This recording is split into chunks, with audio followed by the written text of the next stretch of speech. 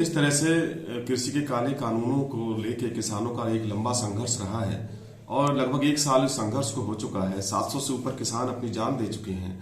तो कहीं न कहीं ये लोकतंत्र की एक पहली जीत है कि जिस तरह से जो विरोध प्रदर्शन, धरना प्रदर्शन और इतने बलिदानों के बाद आज कम से कम मोदी सरकार ने, प्रधानमंत्री मोदी जी ने उन कृषि काले कानूनों की वापसी की बात उन्होंने कही है।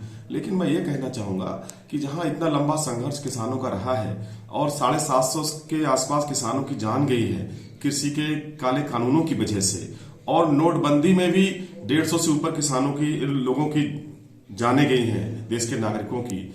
तो इस तरह से ये दो ऐसे जो निर्णय रहे हैं मोदी जी के, जिन निर्णयों की वजह से हजारों लोगों की जाने गई हैं, तो कहीं न कहीं मोदी जी सीधे सीधे किसानों की उन्होंने हत्या करने का काम किया है। और किसानों की सीधी भाषा में मैं कहूं तो मोदी किसानों के हत्यारे हैं।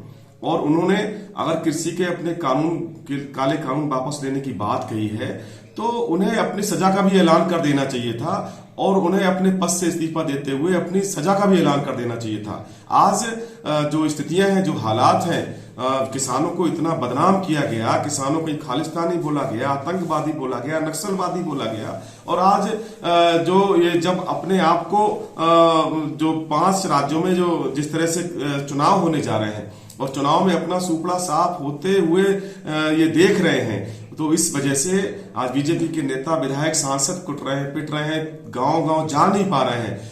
और उनकी जो सभाएं हो रही, उन सभाओं में पैसे पैसे दे के लोग जो है भीड़ इकट्ठा नहीं कर पा रहे हैं। तो कहीं न कहीं आज उन्हें ये अपनी डर का उन्हें जो है अपनी हार का ये डर सता रहा है। उन्हें एहसास हो चुका है, जो विरोध है, जो किसानों में आक्रोश है, उसको लेकर इन्होंने कृषि काले कानून को वापस लेने का निर्णय लिया है। लेकिन मैं तो यही कहूंगा कि जो इतनी किसानों की हत्याएं हुई हैं, उनके मंत्री ने, जहां मंत्री के बेटे ने किसानों पर गाड़ी चढ़ा दी, कई किसान वहां पर मौके पे खत्म हो गए।